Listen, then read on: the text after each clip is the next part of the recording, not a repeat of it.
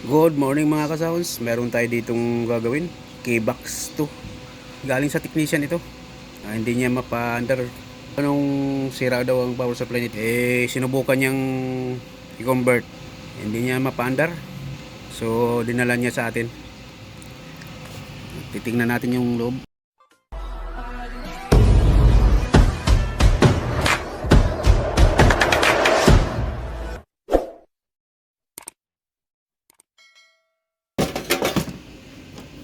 So, ayan o.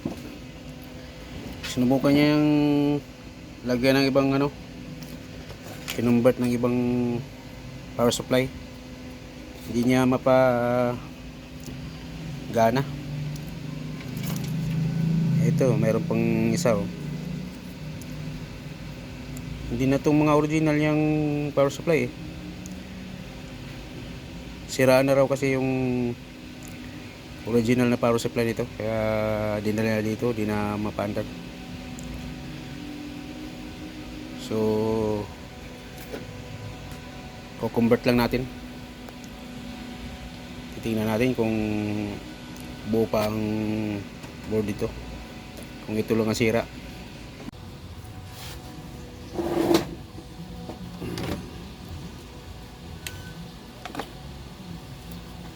So ang supply pala nito ay positive 12, ground negative 12, at saka 5 volts.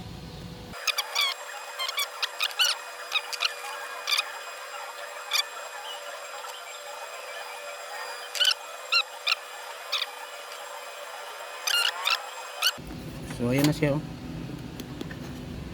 positive 12, ground negative 12, ground positive 5. Yan ang supply nito. Ayan siya, yan ang diagram ng K-Box 2. So ayan, testing na natin kung under siya. Lagyan natin. So ayan, mandar na. Ayan siya.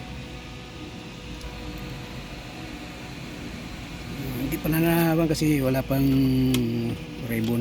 Hindi pa natin nakakabit yung lens. Pero sabi nung technician na siya na bahala, basta mapagana lang, mapa-display lang natin. Okay na yan. Siya nang bahala kasi sira daw din yung lens nito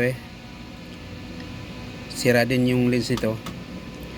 Tsaka siya na ang bahala pagka basta importante mapa-display, mapagana, basta mayroon ng display, okay na.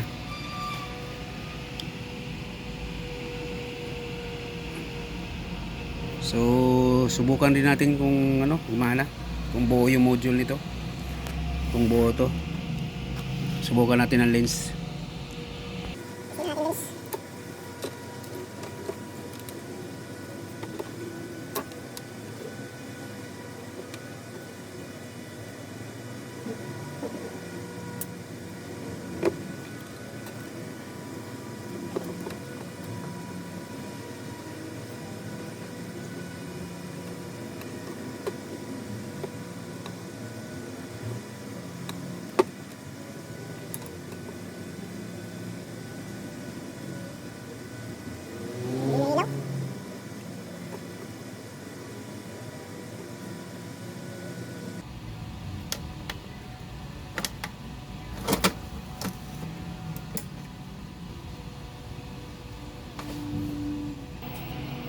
So yan. Yo. Bahala na.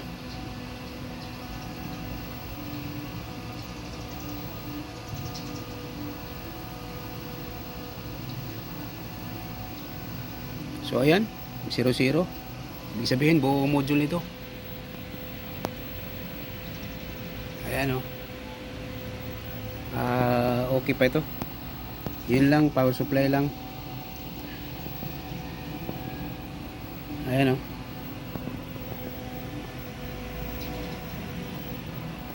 So ayan, sige, okay na.